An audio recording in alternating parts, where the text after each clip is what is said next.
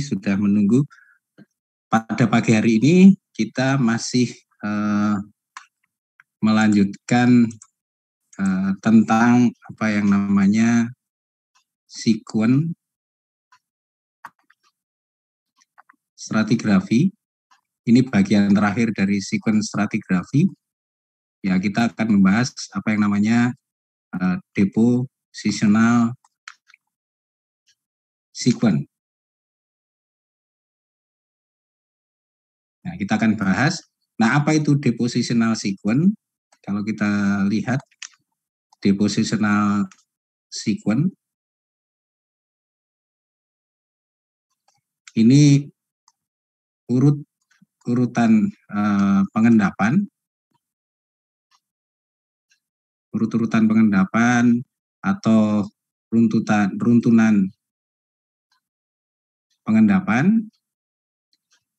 pengendapan yang secara genetik atau secara terjadinya ya, secara genetik selaras, secara terjadinya dia selaras, di mana bagian bawah dan bagian atas dibatasi oleh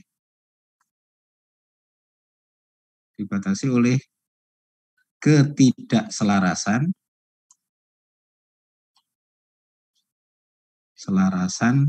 atau keselarasan korelasinya.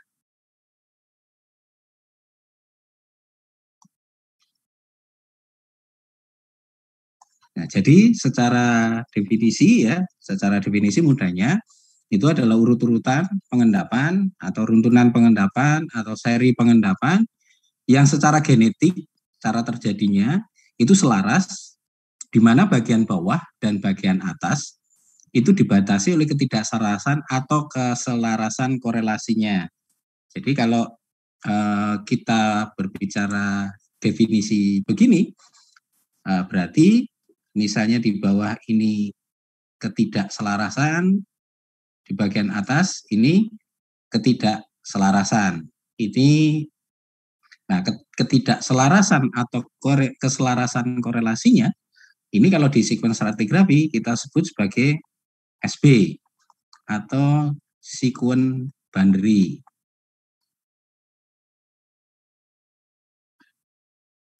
Batas sekuen.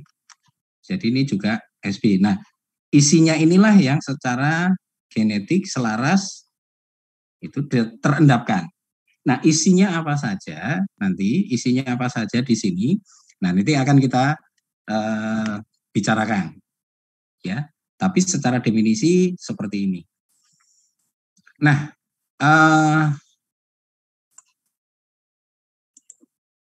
mudahnya begini. Kalau ini adalah permukaan, gitu ya. Awalnya muka air laut di sini. Ini muka air laut. Kemudian muka air laut ini turun. Jadi muka air lautnya turun. Ketika muka air lautnya turun, sehingga muka air lautnya menjadi di sini. Ketika muka air lautnya menjadi di sini ya nomor 2 ini muka air laut nomor 1. Kita lihat ketika muka air lautnya nomor 1 ini, di sini masih di bawah permukaan air laut, ya, masih di bawah permukaan laut semua. Tetapi ketika ini muka air lautnya turun,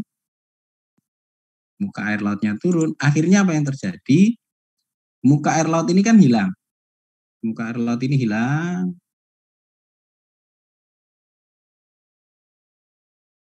Nah, menjadi muka air laut yang di sini. Ketika muka air laut menjadi sini, di sini mulai tersingkap di atas permukaan air laut. Ketika di sini tersingkap di permukaan air laut, apa yang terjadi? Di sini yang terjadi adalah proses pelapukan dan erosi. Sementara di sini itu masih di bawah air. Masih di bawah air laut. Ketika di sini mengalami pelapukan dan erosi, apa yang terjadi? Ada bidang erosi. Nah, ketika ada bidang erosi, itu yang kita sebut ketidakselarasan. Ini kalau mengalami pelapukan dan erosi, akhirnya kan menjadi seperti ini. Berhenti di sini, berhenti di pas di muka air laut. Nah, di bawah muka air laut ini masih selaras. Karena apa? Dia tidak mengalami pelapukan dan erosi di sini. Jadi yang di atas muka air laut mengalami pelapukan dan erosi, membentuk bidang erosi, membentuk bidang ketidakselarasan, tetapi yang di bawah muka air laut ini akan membentuk keselarasan. Nah, keselarasan ini itu adalah korelasi dari ketidakselarasan ini. Makanya disebut dibatasi ketidakselarasan atau keselarasan korelatifnya. Yang di sini kita namakan unconformity. Kemudian yang di sini conformity korelatif. Jadi keselarasan korelasinya di sini. Jadi ini masih nyambung. Ini ya. Ini adalah bagian bawahnya dari sekuen ini tadi. Karena di sini bagian bawah dan bagian atas dibatasi oleh ketidakselarasan atau keselarasan korelasinya. Nah, yang ini membentuk batas bagian bawahnya dulu. Nah, bentuk batas bagian bawahnya. Nah, kalau di sini itu mudah mengetahuinya. Bagaimana mengetahui conformity korelatif di sini? Biasanya di sini itu didominasi oleh endapan-endapan gitu ya, endapan-endapan submarine fan, kipas bawah laut, dan juga biasanya di sini endapan turbidit. Jadi biasanya batas yang korelasi, keselarasan korelasi ini di atasnya biasanya didominasi oleh submarine fan maupun endapan-endapan turbidit. Oke, dari satu tadi turun menjadi 2. Nah, ketika di muka air laut yang kedua ini, muka air laut ini naik perlahan. Ini naik perlahan, gitu ya.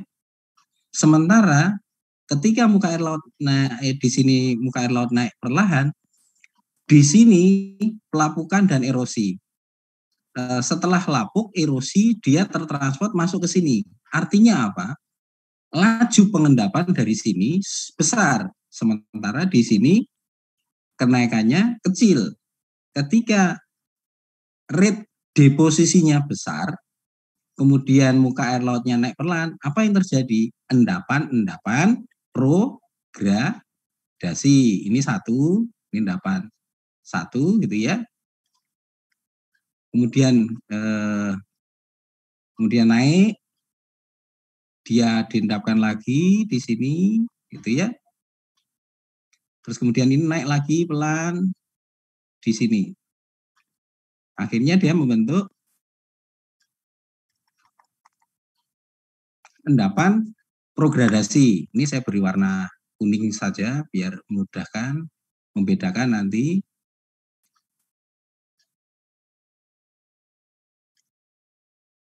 Nah, ini kalau kaitannya dengan muka air laut yang kemarin gitu ya, kalau kita pakai grafik sinusoidal ini ya, dari titik A ke titik B, ini muka air laut turun. Tadi dari muka air laut 1, kedua, tadi dia turun. Ya, turun. Terus kemudian dari titik B ke titik C, ini adalah normal regression. Ini endapannya progradasi. Nah, kalau di sequence stratigrafi dia akan bentuk namanya endapan LST. Jadi yang di sini ini adalah endapannya LST. Karena dia progradasi. Ini progradasi. Ketika sudah di sini endapan progradasi, kemudian ini naiknya sangat cepat. Muka air lautnya naiknya sangat cepat. Karena muka air lautnya naik sangat cepat, posisinya sudah di sini. Ya, ini muka air laut. Ketika dia muka air laut perlahan, kemudian naik cepat, ini yang kita sebut sebagai waktu banjir. Nah, ketika waktu banjir, apa yang terjadi? Dia di sini akan membentuk apa yang namanya batas di sini ke bawah. Ini yang kita sebut sebagai batas transgresif surface. Permukaan ketika air laut naik secara cepat. Banjir. Nah, ketika muka air laut cepat, karena di sini sumbernya jadi kecil, akhirnya apa? Redeposisi lebih kecil dibanding kenaikan muka air laut. Dia akan bentuk endapan yang kita sebut sebagai retrogradasi. Mundur dia.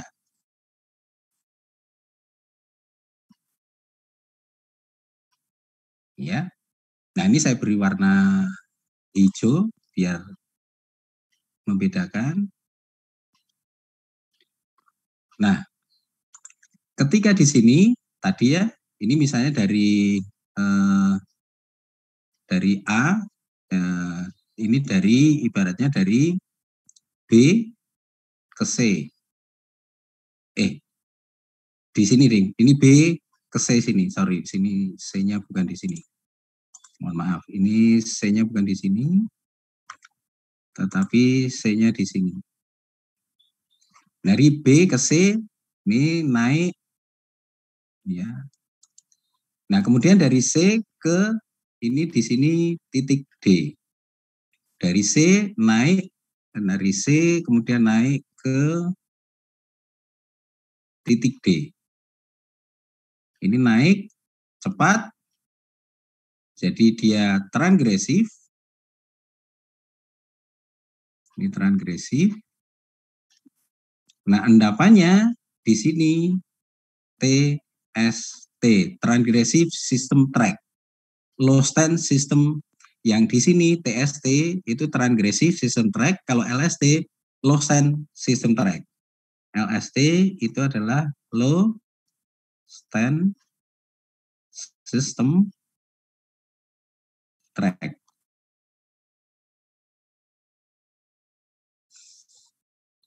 Kemudian ini dari C naik sangat cepat, banjir gitu. Nah, dari C ke D naik dengan cepat. Di sini di titik C ini ada namanya ya, di titik C. Ini ada namanya TS. Nah, endapan di sini ini adalah retrogradasi. Kalau yang ini tadi progradasi, sistem tracknya kita sebut sebagai LST. Kalau retrogradasi, sistem tracknya itu adalah TST. Transgresif sistem track. Ketika sudah di D, ketika dia sudah di D, ini ketika sudah banjir maksimum, gitu ya, sudah banjir maksimum, kemudian muka air laut akan naik secara perlahan-lahan, sebelum dia surut. Nah, dari D ke E di sini. Ini naik pelan-pelan. Nah, di sini prosesnya adalah normal regresi. Jadi dari D ini dia naik, tetapi di sini nanti akan mengendapkan ada yang agradasi, ada juga yang progradasi.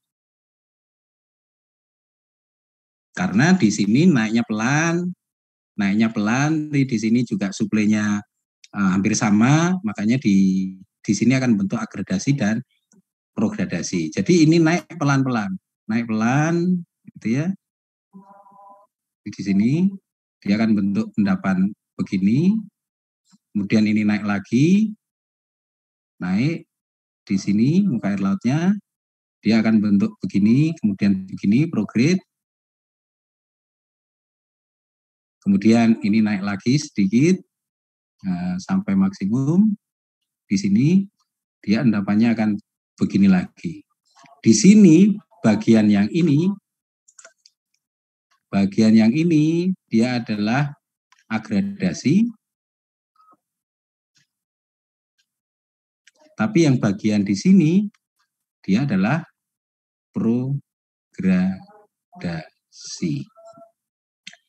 Nah, ketika muka air laut tadi dari C banjir maksimum, terus kemudian naik pelan-pelan. Nah, ketika naik pelan-pelan, ini ada batasnya lagi. Di sini ada batas namanya seperti ini, biru, yang biru. Nah, biru ini adalah kita sebut sebagai maksimum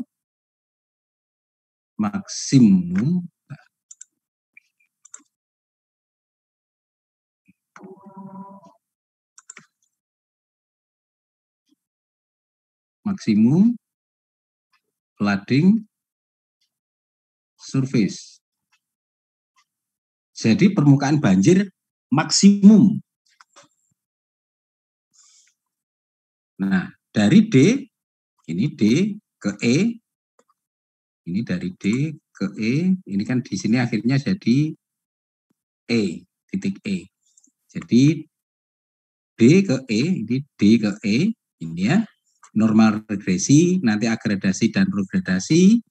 Nah, endapannya di sini, endapan di sini, yang agradasi dan progradasi,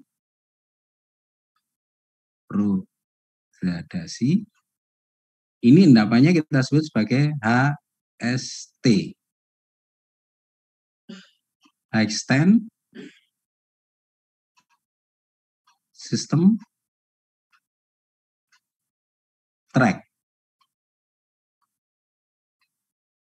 Kemudian yang dari E, dari titik E ini, ya, titik E ini, dari titik E, dia nanti berulang lagi di sini akan turun lagi, misalnya ke titik seperti ini, ke B. Nah, ketika turun, ini turun, dari sini turun lagi ke bawah, itu, ini turun jauh ke sana, muka air lautnya. Kemudian yang tadinya ini di bawah air, karena ini muka air lautnya turun sangat cepat, apa yang terjadi di sini tersingkap kembali. Ketika tersingkap, dia mengalami pelapukan, dia mengalami erosi yang di bawah air, conformity korelatifnya. Sehingga di sini akan membentuk batas lagi. Ini batas gitu ya. Ke bawah. Nah, seperti itu. Nah, ini batas atas dari yang ini tadi, batas atasnya. Sedangkan yang ini batas bawahnya. Ini yang endapan biar endapan HST-nya berubah, dia akan saya beri warna biru. Ya, jadi ketika sudah di titik E, muka air lautnya turun lagi, berulang lagi seperti yang pertama ini. Nah, ini batasnya yang atas, batas yang ini. Sehingga kalau kita buat suatu runtunannya tadi, pertama di bawah dibatasi oleh sekuen Banderi,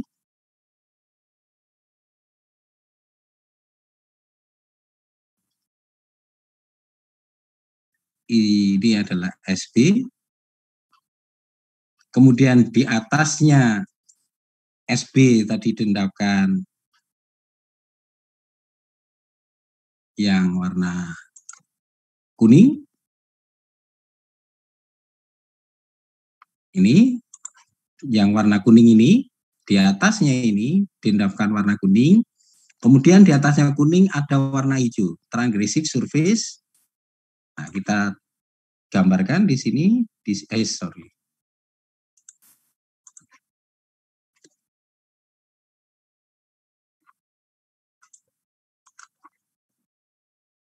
Oke.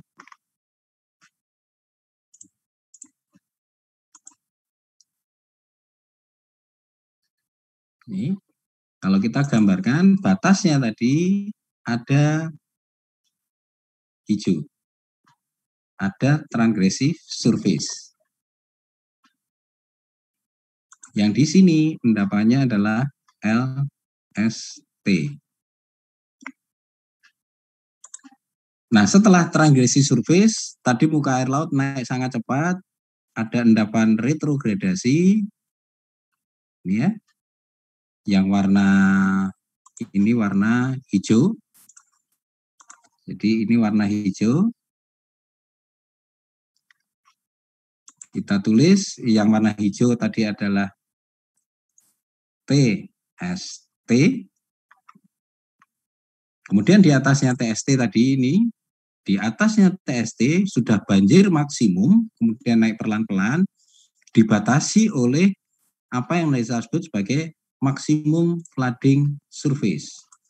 Jadi di atasnya ini ada MFS.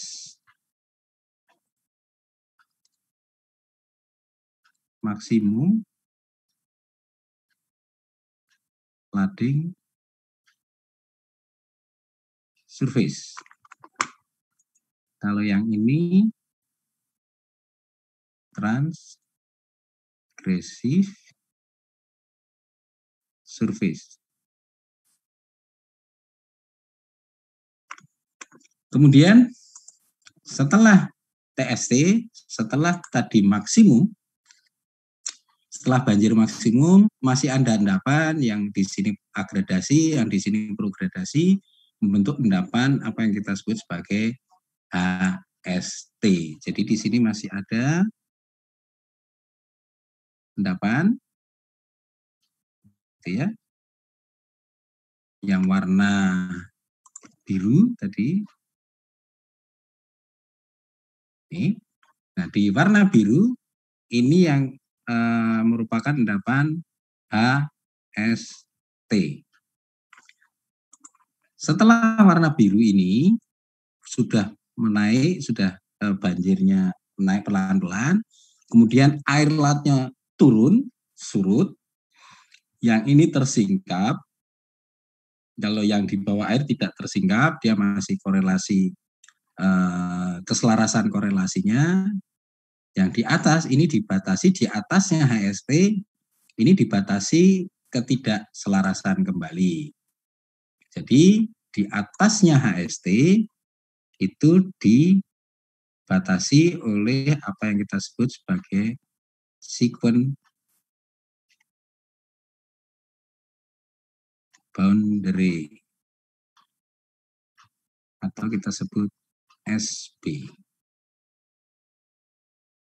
Nah, satu seri pengendapan, satu urut-urutan pengendapan yang ini, yang dimana bagian bawah dan bagian atas dibatasi oleh ketidakselarasan atau keselarasan korelasinya, di mana di sini pengendapannya secara genetik selaras, secara kejadian saya selaras, inilah yang kita sebut sebagai satu sekuen. Ini konsepnya. Jadi kalau satu sekuen stratigrafi, satu sekuen stratigrafi yang lengkap, utuh, bagian bawah dibatasi oleh SB atau keselarasan korelasi, kemudian di atasnya ada LST, nah di atasnya diendapkan TST, low stand system track, ini transgressive system track, ini high stand system track. Di antara low stand system track dan transgressive system track itu dibatasi oleh transgressive surface, banjir mula-mula. Nah, di atasnya TST dan HST itu dibatasi apa yang disebut sebagai MFS, permukaan banjir maksimum. Kemudian diterapkan HST, di atasnya ditutup kalau dibatasi oleh sekuen boundary. Ini HST adalah high stand system track. Kemudian yang ini transgressive system track. Dan yang ini adalah low stand system track. Nih, ini satu sekuen stratigrafi utuh, lengkap. Ini adalah urutannya. Ada sekuen boundary, LST, transgressive surface, TST, ada MFS, HST, kemudian ditutup atau dibatasi bagian atas adalah sekuen boundary. Kemudian kalau di singkapan enak, kita bisa melihat. Kalau dari singkapan kita bisa melihat batasnya. Tapi kalau di bawah permukaan bagaimana Pak? Itu misalnya dari seismik atau dari log, itu bagaimana Pak? Nah, kita kembali lagi, kalau di bawah permukaan biasanya yang kita pakai adalah menggunakan log kalau dari bor. Nah, yang dipakai seperti yang kemarin saya ceritakan, itu yang dipakai adalah log gamma ray. Log gamma ray adalah log yang mengukur unsur radioaktif di dalam batuan. Jadi sifatnya pasif, hanya ngukur. Artinya apa? Kalau semakin tinggi batuannya mengandung unsur radioaktif, gitu, berarti banyak unsur-unsur radioaktifnya di batuan itu. Nah, batuan apa saja yang banyak mengandung unsur radioaktif itu biasanya batu lempung. Karena batu lempung itu merupakan mineral-mineral lempung itu merupakan hasil pelapukan dari plagioklas. Nah, plagioklas atau feldspar itu banyak mengandung unsur K. Unsur K itulah yang diukur oleh gamma ray. Nah, kalau dari gamma ray ada pola-pola tertentu atau ya pola dasar dari gamma ray yang kita bisa cermati. Kalau ini gamma ray, kalau di sini kita bikin angka gitu ya, di sini 0, ini 100 gitu.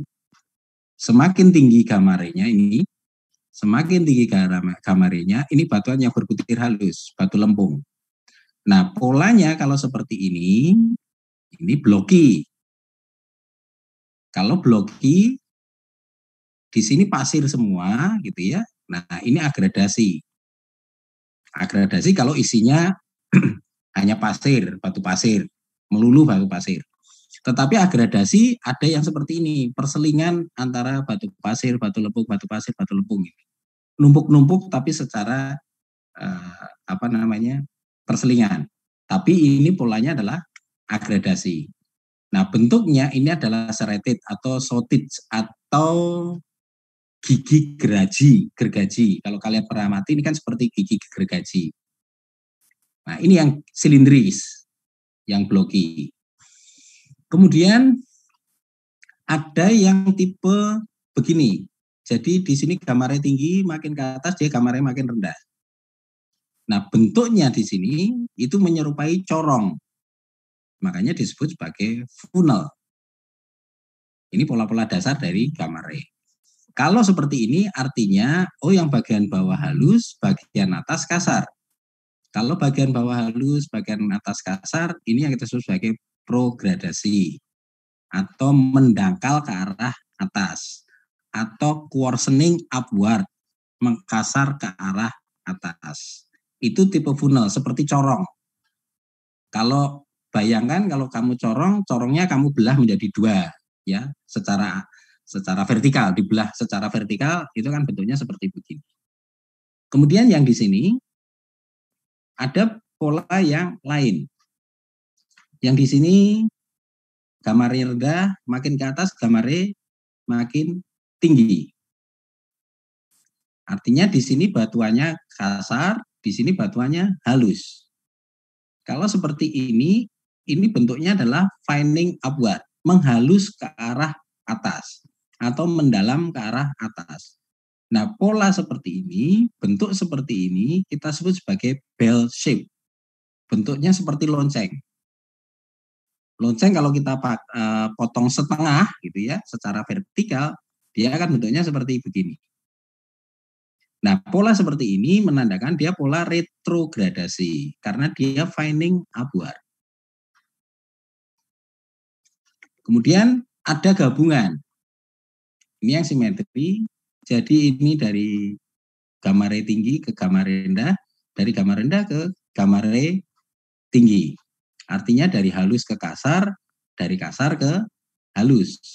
Ini yang progradasi, ini yang retrogradasi. Tetapi nanti ada juga pola seperti ini. Kalau ini saya gambarkan gitu ya. Ini gambarnya sama. Nanti di gambarnya akan kalian jumpai. Ini 100 gitu. Bisa saja nanti polanya begini.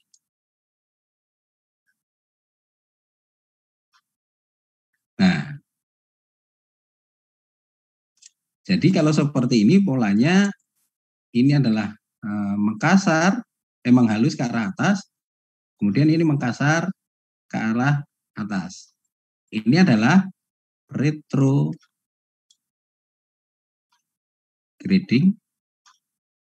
dan prograding.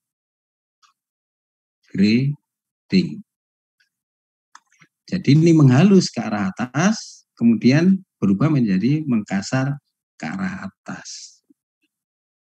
Jadi pola ini ya harus kalian cermati ketika menganalisis misalnya dari log. Kemudian ini salah satu contoh. Ini contoh saja untuk log gamare. Ini gamare yang ini log neutron density, nggak usah dilihat. Tapi kita lihat log gamare. Satu log gamare. Ini ya. Kalian perhatikan di bawah dulu. Di bawah, bagian bawah ini ada log gamare tinggi. Ya, kemudian tiba-tiba ini berubah menjadi log gamare yang rendah. Ini. Nah, pola seperti ini ya, dari tinggi ke rendah artinya muka air lautnya surut. Ini, muka air lautnya surut karena ini dari dalam terus ini dari dalam menjadi dangkal. Berarti kan muka air lautnya surut. Nah, ketika muka air laut surut, apa yang terjadi? Ini adalah batas. Ini adalah sikon Bandre yang bawah. Nih. Turun. Kemudian kalau kita lihat di sini, ini hampir bloki gitu ya.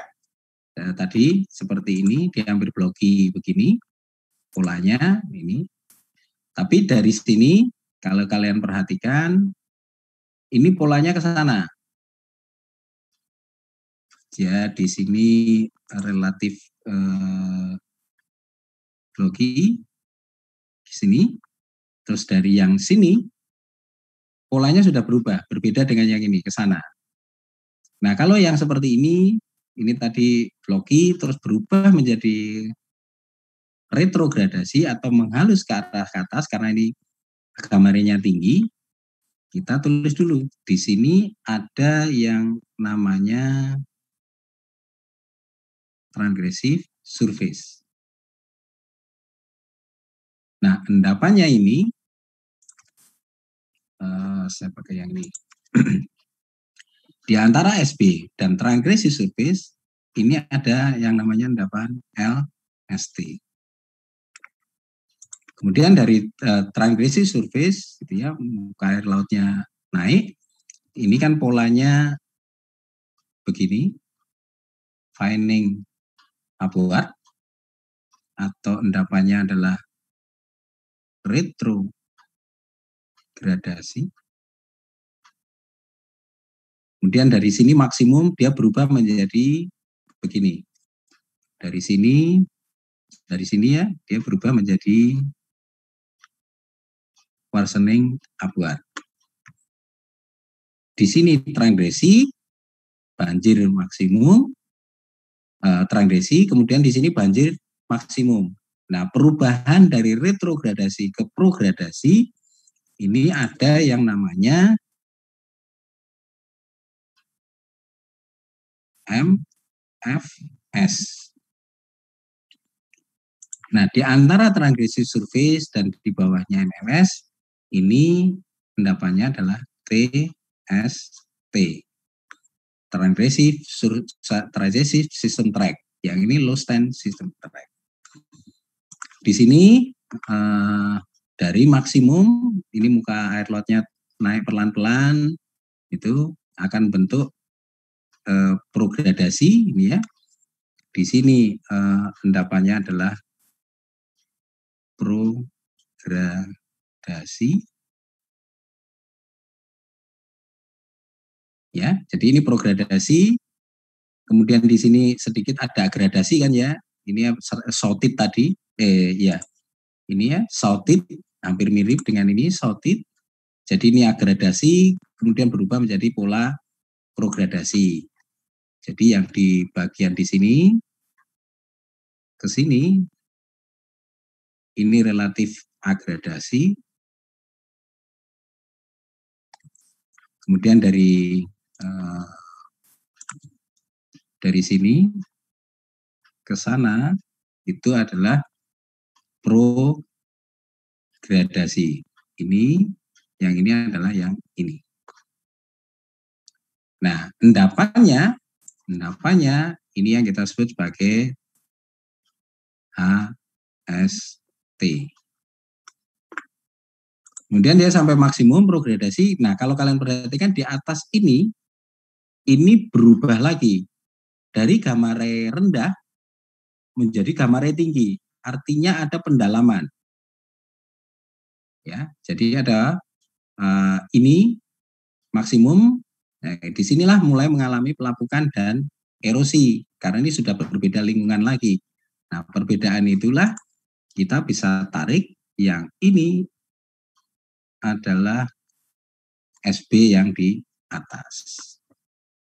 Jadi pengenalan log dari satu runtunan pengendapan satu second dari log ini sudah bisa tercermin. Tetapi jangan kalian bayangkan satu second itu kadang satu second itu utuh begini, tidak. Kadang hanya ketemu LST sama TST karena sudah mengalami erosi. Jadi ini idealnya satu sekuen yang lengkap itu adalah bagian bawah dibatasi SB, ada isinya adalah LST, ada transit surface, ada low stand system track, ada transgressive surface, ada transgressive system track, kemudian ada maximum flooding surface, kemudian ada high stand system track, ada sekuen boundary. Ini ideal, lengkap atau utuh. Tetapi kadang di lapangan maupun di log ini tidak muncul semua. Nah, itu gambaran satu urutan pengendapan sekuen boundary secara utuh. Baik, itu yang bisa saya sampaikan untuk depositional sequence. Mudah-mudahan bisa dipahami. Silahkan kalau ada yang mau ditanyakan.